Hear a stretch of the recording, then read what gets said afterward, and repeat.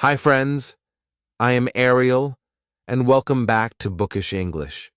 Today I am going to talk about how to speak English better. Some of them have given comments which are very insightful. Some of them have given a creative twist to the story, which is also very wonderful. All these are ways in which you can experiment with your listening. I am very happy that you're doing it, but keep doing it. See, the exercise we did today, by listening to something twice, you are able to memorize it. Some of you have such good memories that you are reproducing the same language as what I am reading, but it's a small passage. So you say, okay, we can't do it for longer ones. Begin with a small one. Begin with 4 lines, and then you can go to 400 lines. Your entire 1-hour lecture throughout the 15-week semester will remain in your mind. So, it is a wonderful memory development process also. But we are talking about communication today. So, the 2 things we did today are, we practiced listening. All of you who had to speak, I can guarantee were listening 100%. I can't guarantee the same for the remaining 4 groups because I have no way of testing those. Of you who spoke on the story as it was. So I have no complaints, which means you were listening with full concentration. You were not listening half-heartedly. That is the first quality of listening. The second quality of listening is to make some use of that listening. And the use you made of it is you narrated it. You listened, you grasped the idea, you narrated it. That is the second aspect. The third is you supplemented it. You added something also to it. So these are all the great things about listening. The first exercise we did was listening, but we combined listening with speaking because you also spoke. So, what are the things you have to remember about speaking? I will tell you a few of them. The first is that when you're speaking to a group, please be aware whether you are heard or not. There is a mic, which is a flexible mic. Can't you adjust the mic? Haven't you seen a mic before? Why is it that you are unable to listen to yourself? You're so excited about speaking that you're not listening. That's not correct. Whatever you say, you have to listen. I saw 2 or 3 students adjusting the mic out of 54, which is very bad. You can't calculate the percentage. It's a very bad percentage. So don't do that. Whenever you come to the mic, you say one word and see, can it be heard? Can the others listen to what you are saying, or are you speaking only to me? I can hear you without that mic. I'm sitting next to you. So, the first thing is, when we are speaking for others, not for ourselves. Is it audible to everybody? Is it clear? Somebody spoke very fast. I told you in the morning that when we are speaking, especially when you're speaking to a group, speak slowly. When you are speaking to a friend, you speak fast. Today we had a workshop, which was very nice. I didn't like the workshop. I loved it. Censor and so on. One-to-one conversation, correct speed, especially Indian languages, because we have a consonant-vowel-consonant pattern. English is not that kind of language. That's consonant clusters. Then one vowel, then one consonant cluster again. So, give it a little space. You will find that people who are speaking keep saying, and so on. They don't like we speak Telugu or Hindi, or do you know any other language? That pace is not there. So, don't use the intonation of your mother tongue for the intonation of English. English has a separate intonation. Your mother tongue has a separate intonation. If you listen to Radio Mirchi, you will find they speak Telugu like English. That is not good also. You speak English like English. You speak Telugu like Telugu. You speak in delights. They don't make a mixture. Who can make a mixture? Those people who are equally good in English and Telugu, then they can. We can't do it in an informal platform like Lady of Mirchi. You can do it in a formal platform like your college function, or your interview, or your job presentation. You can't do that. So, formal English is separate. Informal English is separate. While speaking, this is important. While speaking, we sometimes use informal. Sometimes we use formal. Somebody comes to the mic and says, "Hey guys, how are you?" That is informal English. We don't use it unless only your friends are there. If it's a farewell party, freshers party, you can say it. Okay, this is the impact of foreign English on us, because British English is very formal. American English is very informal. Now we have a mixture of both, so we don't know which we are using. We have to be careful. When we are formal, we say, "Hello audience," or "Hello friends," or "Hello classmates." I think you might all be in the same class or the same college. All these you can say. The moment you use "Hi guys," it becomes informal. I have done, I think, one video on formal English and informal English. Somebody says, "You know, I want to learn English." Wanna is used by those who don't know English. You say, "I want to." You don't say, "wanna." Wanna is a very, very high level of English where you're speaking informal English, possibly English as your mother tongue. So, don't use wanna and gonna till your English is perfect. First, learn formal, perfect English. We have forgotten spellings. If you write GR8 in your examination, you won't get marks.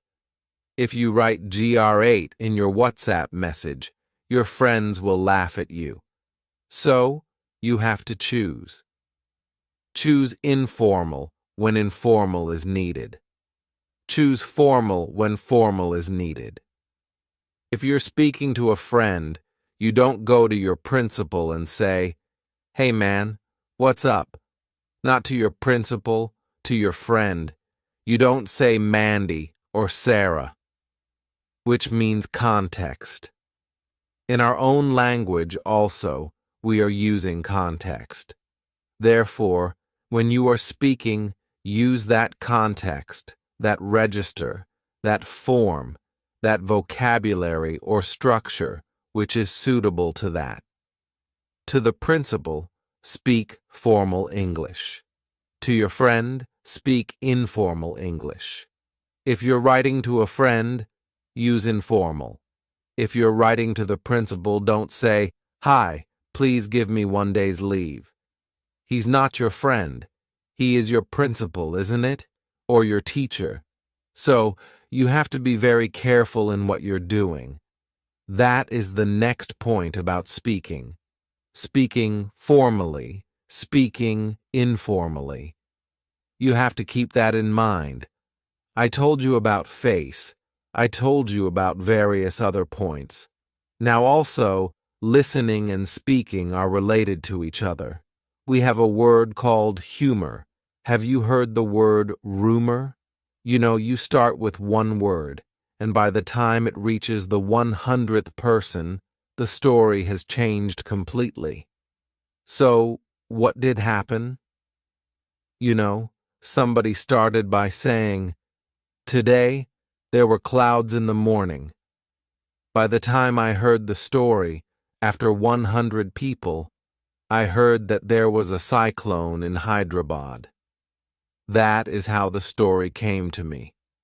When the first person said, "There were some clouds in the morning, there were really clouds today, but there was no cyclone." So, what happened? The listening got completely corrupted. So, how close to the listening is our understanding? That is most important. Here, I will give you the example of the word miracle. One story you noted, story number 5, had the word miracle. Now, with the coming of science in the late 19th century, we thought that there is something called scientific vocabulary, and there is something called non-scientific religious vocabulary. So, there was a fight between science and religion. Science said, "We are correct." Religion said, "No, you are not correct."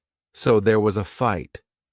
Charles Darwin came and said, "Oh my God, the Bible is terrible," and so on. We had a long fight, conflict. There was a time when it was decided. One boy used this term metaphor. I was very happy he used the word metaphor. You know, you all had wonderful ideas. I appreciate that. Ideas. So, a metaphor, a miracle here, is a metaphor for everything that is happening to us. I am sure all of us like eating mangoes. You know, dried up seed. You put it in horrible-looking mud. The plant comes out. The leaves are green in color. The stem is brown in color. You can't eat the leaves. You can't eat the stem. Branches you can't eat. When the mango comes, you don't have to inject sugar into it.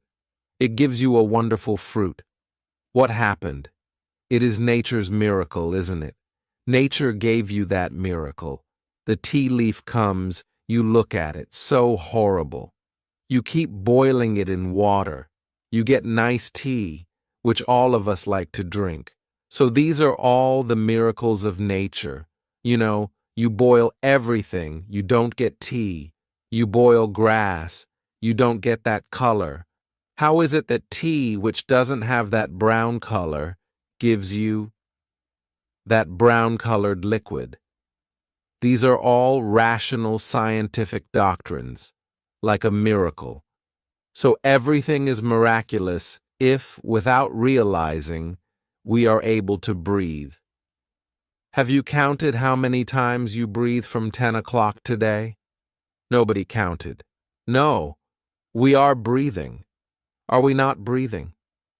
If we were not breathing, we would not be alive now. So, this is miraculous. How does the heart do its work? The scientists found out and told us, but before the scientists found out, how many times the heart beats from millions of years, because animals have been there for a longer time. Do you think the heart never used to beat? It is not the scientists who found out. The apple fell on Newton's head, so he said, "Okay, gravitation is there." Was there no gravitation before Newton? It was there. So, there is a scientific principle in nature, and that scientific principle is what we call as science. But when Sri Ramakrishna is telling this story, people never had much education in India, you know. Almost nobody used to go for education. Their knowledge was from songs and plays, which were mainly religious. So, he gives the example of the miracle of walking on water, like we have the story of, Hanuman jumping on the ocean and going to Sri Lanka. You and I can't do that.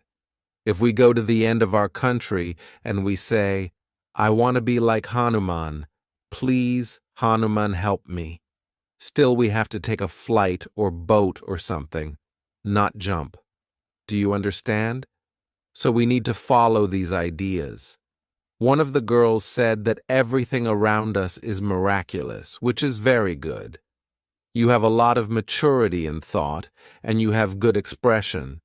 This has to be used if you keep your expressions, your intonation, and your structures all correct. Okay, I had a list. No, that sheet of paper, if I can get back. I don't know who has that handwritten list. So, we have to remember a few things because self-improvement means we should identify at what level we are and how much improvement we require. For instance, as I told you, when we speak, the first thing people hear is our pronunciation and intonation. If you are speaking English, it should be intelligible to everybody who is following it. Since we learn our mother tongue before learning English, many of us have the effect of our mother tongue on English. This is not good because when you go for jobs, they usually expect you to have English that doesn't have this mother tongue influence. So we have to concentrate on pronunciation and intonation. This we can do if we hear more and more, not for understanding, but for getting the pronunciation. You know, the mind records it, and when we pronounce, we try to pronounce it correctly. You can always pronounce, if you have difficult words, by using dictionary.com. You open dictionary.com.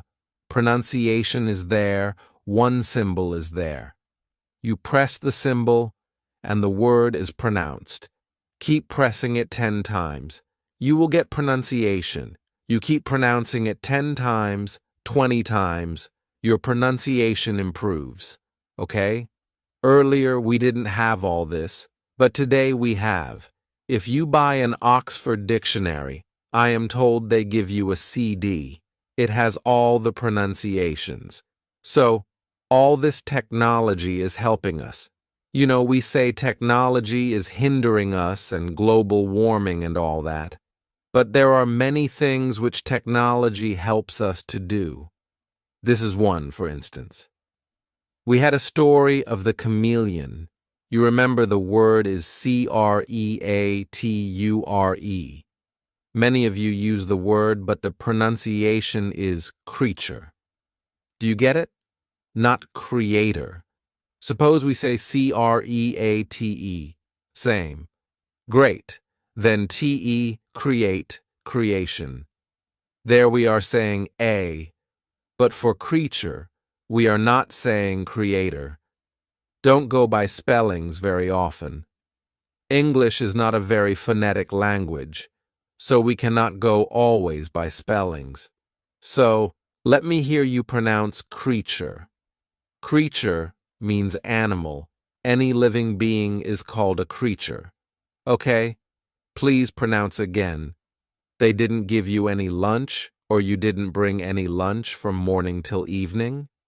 Your voice has become 10% better. You know, when I come to you, I become deaf, so you have to speak loudly. The madam is deaf. She can't hear anything if you speak softly. I can't hear. That is why I told you to use the mic.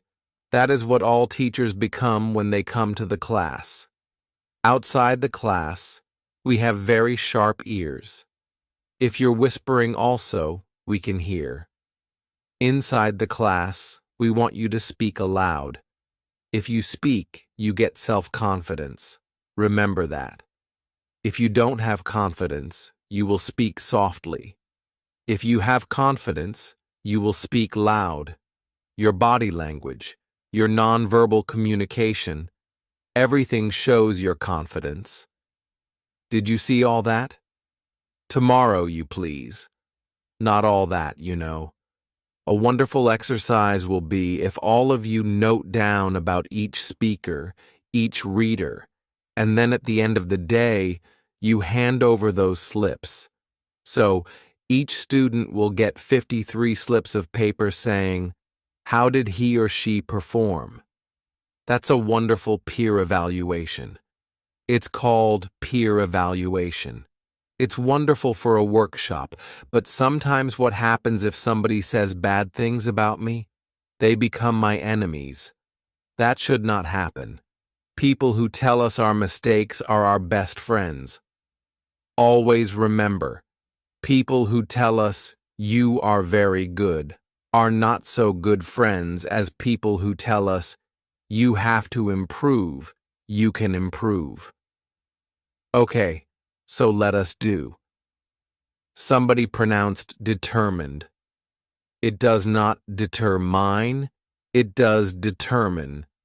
Mine is mine, but remember that unaccented word fully. It's not pronounced. So the pronunciation is determined, determine. Please pronounce determine, not determined. Mine. If you say coal mine, gold mine, then pronounce mine like that. You know, we say land, but we don't say England. This language which we are learning, our language, 200 years they ruled us. The pronunciation is England, not land, but lend. Did you understand? Air becomes a sound because the stress is elsewhere. To learn this, there are hundreds of online pronunciation videos. You don't have to look at my videos. Look at videos where pronunciation is taught and learn them yourself. Otherwise, look at a difficult word and learn the pronunciation. You can learn all these things.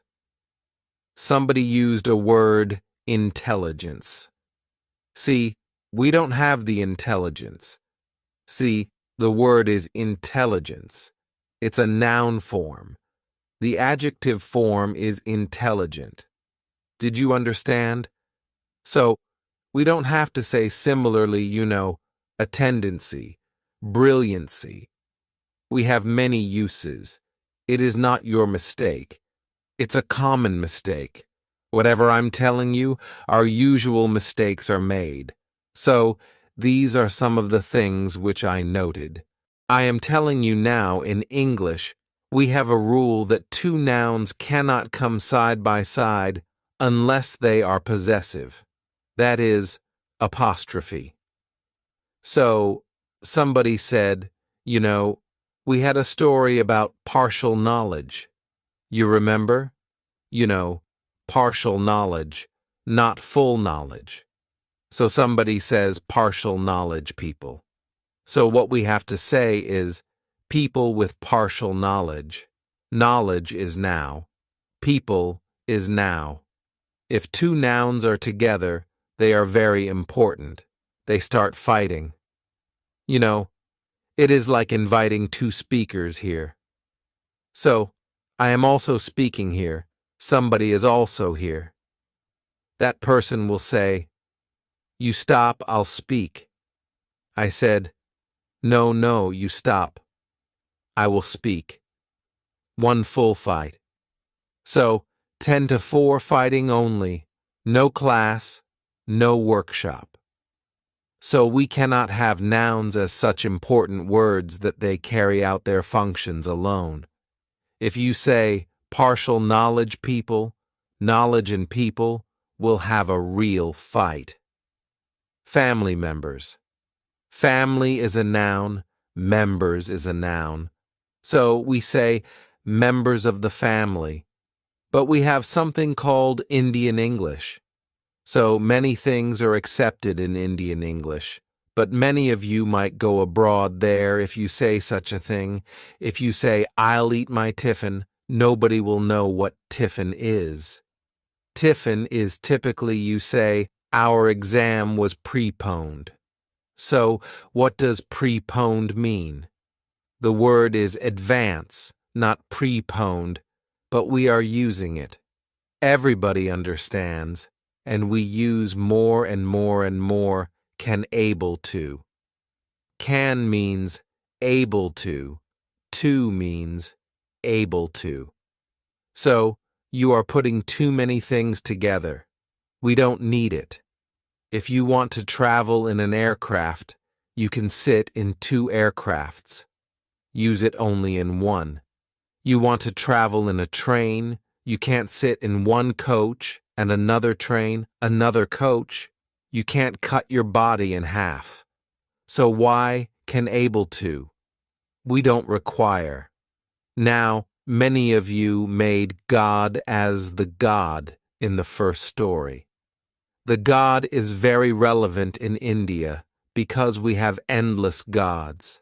Some 33 million gods, it seems. I don't know.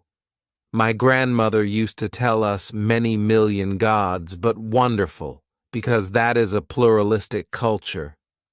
Today, what they are fighting for, they're saying, we have real problems. You don't accept others. The culture of India is pluralistic. Anybody comes, you accept. If you worship some god, no problem. If you worship some god, no problem. Then you say, their God. Their God means specific God. But here, we are referring to a concept, which is a concept of a cosmic intelligence. We might not even call it a God. Some kind of a mechanism, which is there in the world, in the universe, which is running this whole show. It might be only energy, It might not be somebody who has so many arms and legs, and somebody who is sitting far away. It might only be a concept. It might not be a physical individual. But we are talking about something which is only single. Then we don't use any article. We say, they pray to God, not they prayed to the God. The moment you say, they prayed to the God, the question will come, which God?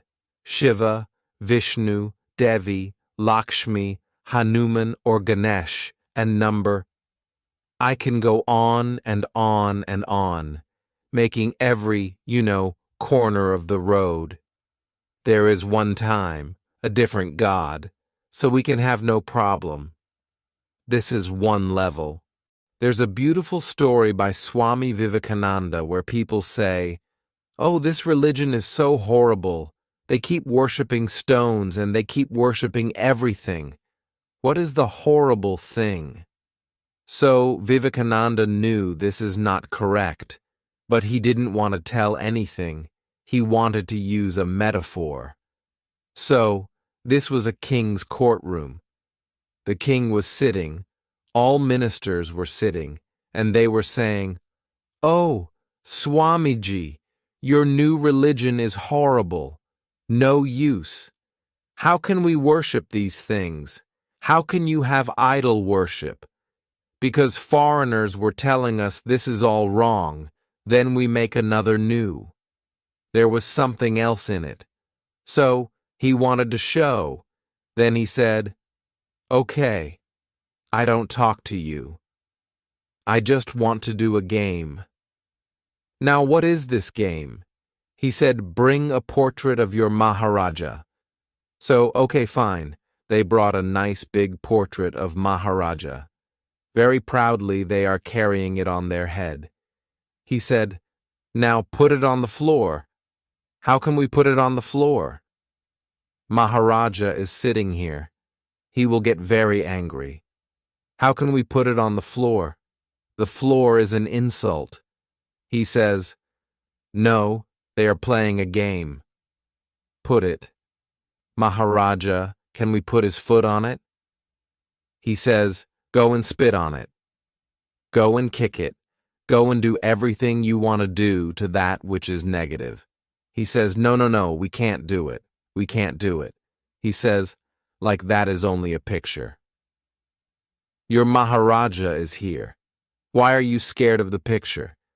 The picture reminds us of Maharaja. He says, do you understand why we worship in temples? The temple reminds us of God, which is completely non-dual. We have Advaita. We have Dvaita. We have reached Advaita, the highest. Not only philosophy, the highest psychology also is there in our country. The highest science is there in our But we lost it in 1,000 years of captivity. We have lost our treasures. Now outsiders are finding it. You will find more books on Ramakrishna, which are coming from abroad. Nobody has come talking about it here. People are doing PhD theses on this. We are thinking, oh, who is Ramakrishna? Some old man somewhere. We don't care. We don't know. People are saying he's the most brilliant man. In legal profession, they are using examples from him. In science, they are using examples from him. Great scientists like Einstein said, "You know that science and religion are related to each other. Science and spirituality without one is blind. Without it, the other is lame. It can't walk, it can't see. So they are interrelated." That idea, all these ideas, come to us from here. So, that's why I wanted to tell you. God miracle, these are all dangerous words. Now, at least in our country, it's not so bad. When I travel all over the world, I find, recently, I was telling you a couple of weeks back, I was in a country where I asked, "What is your religion? Is it still this religion?" He says, "No, no, no, we are only atheists. We don't believe in religion." Wonderful. You can be an atheist, Ramakrishna says. Be an honest atheist. Don't get worried. But an atheist is a person who has good values also. He helps people. He feels for people. He doesn't believe in God. God is far away. Who is God? So he taught. He said that who is your God? The poor person is your God. The uneducated person is your God. The person who needs your help to be educated. The person who is ill in the hospital, who is in pain, that is your God. Not God sitting far away saying, "God, please give me. Give me. I will give you 1 coconut. I will give you 5 rupees. No, that is not the kind of God. The God is your ability to help each other. So these ideas all come from this concept, this person who talks about how to live efficiently, how to make your life best, most successful, by, believing in God means beyond our help, where our self-effort is not possible. Then we say, okay, we believe in God, but without making self-effort, we don't do that. Then many of you gave the title of the story as Chameleon. God is coming now. The title of the story, as far as I remember, I have to check out the recording, it was The Chameleon. Did I stress the?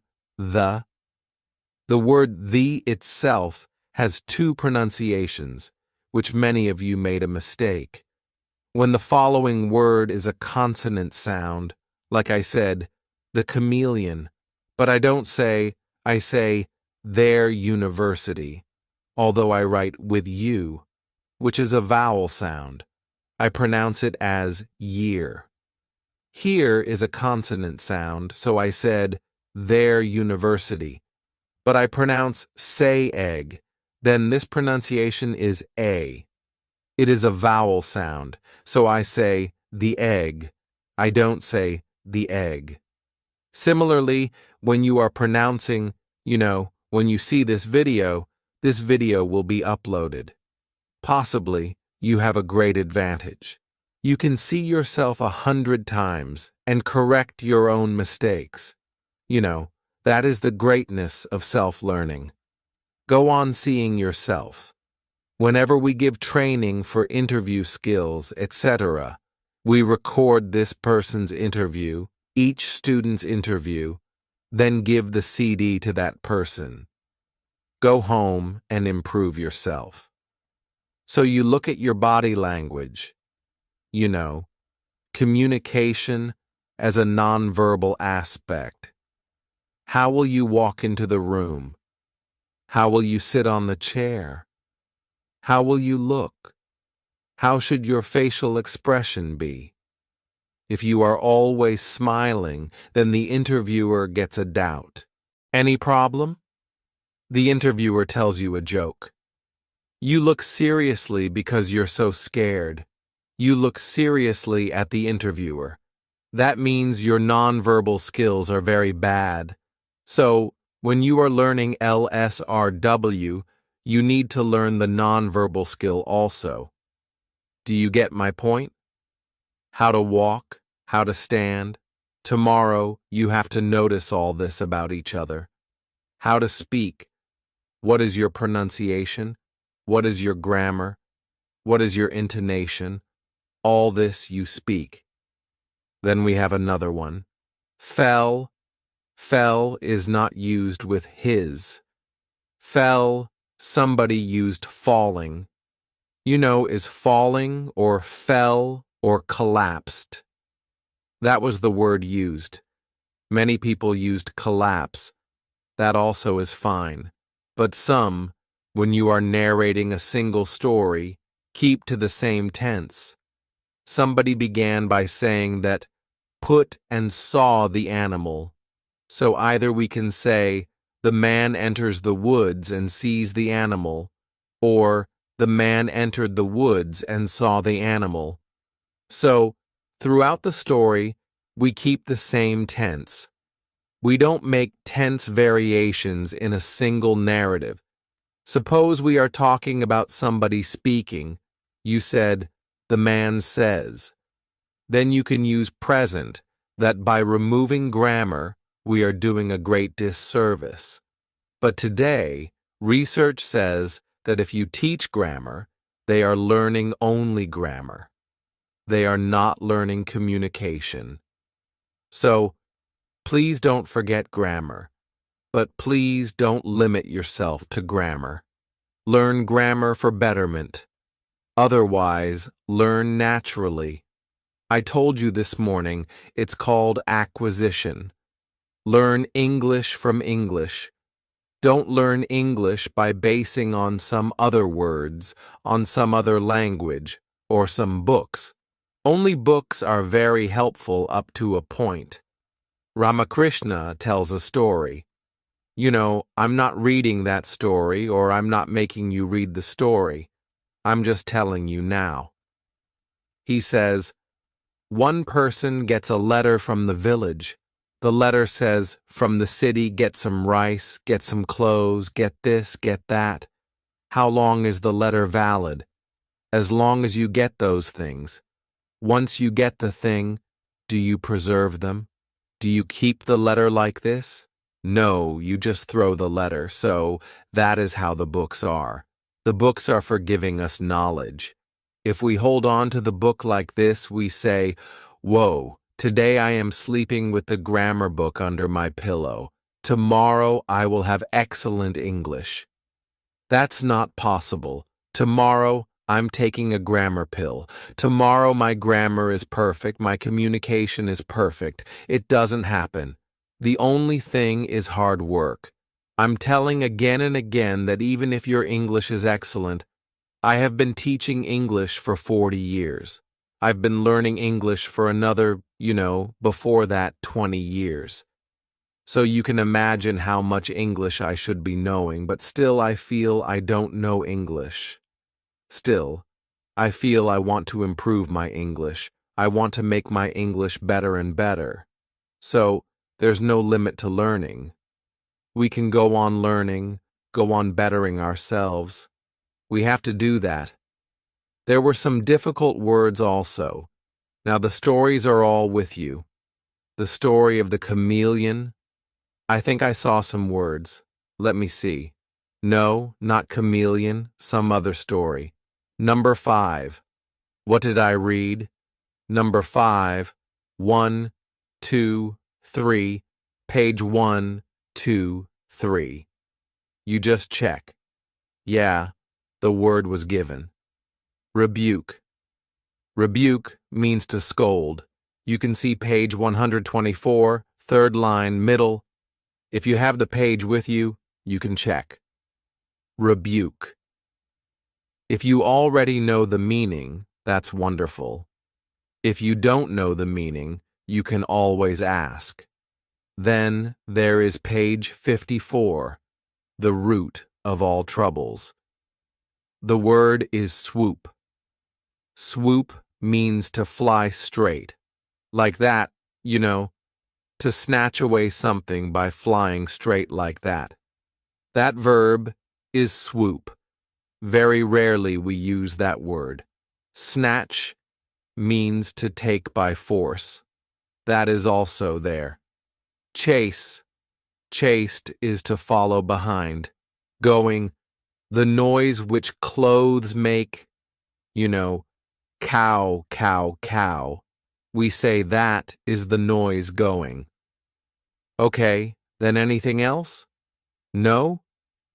You read today, you read these pages, underline whichever word is difficult. You can ask me again tomorrow. Know how you can look at the dictionary yourself if you feel like?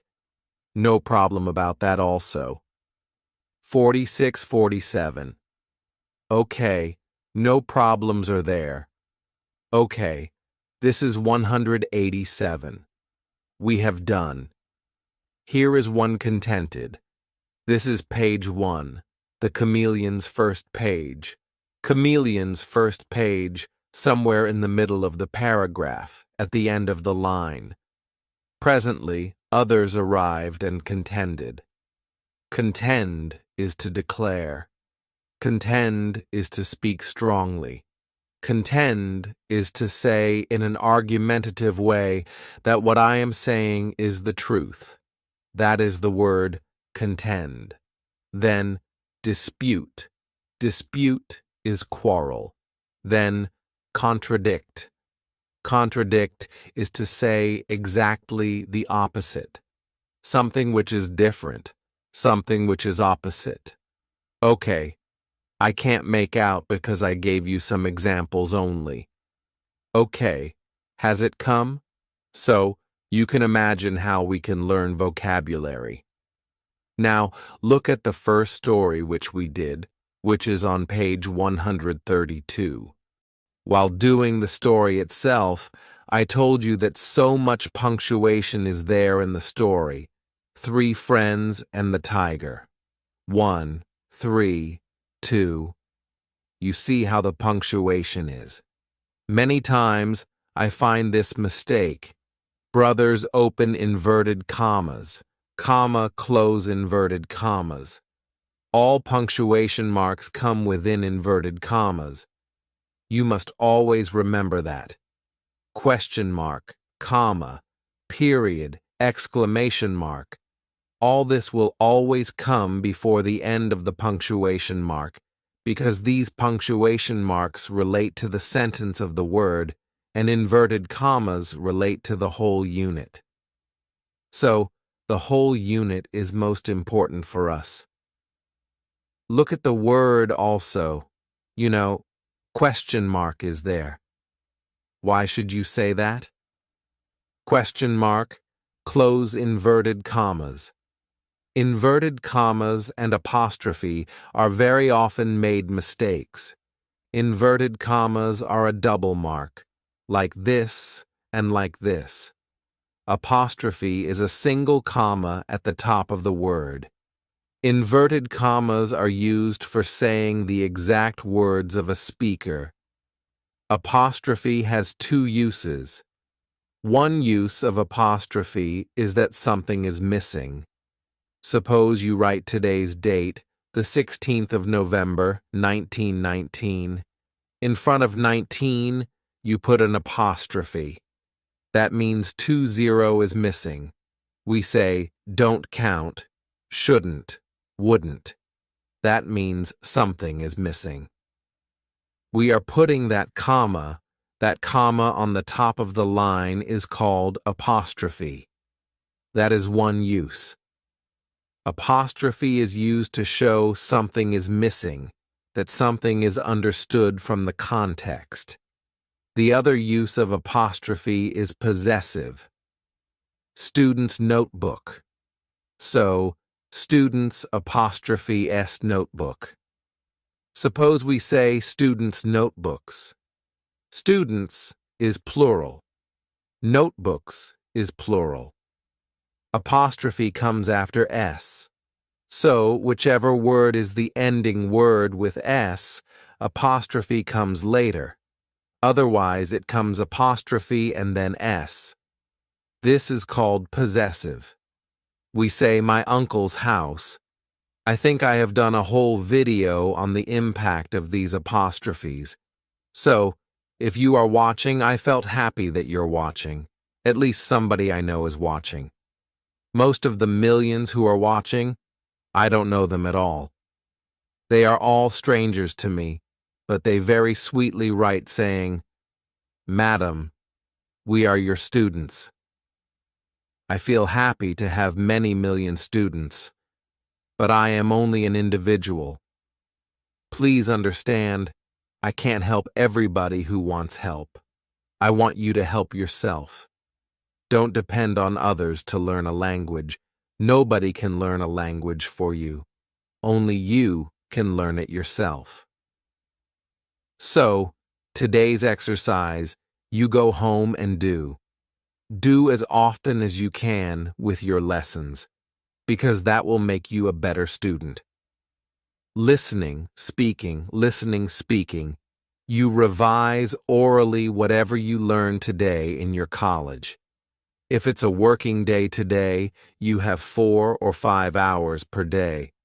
I don't know how many hours you have.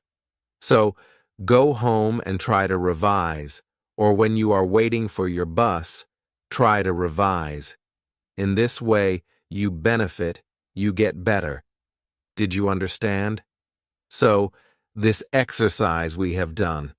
I hope you have enjoyed today's lesson. See you soon. Bye for now.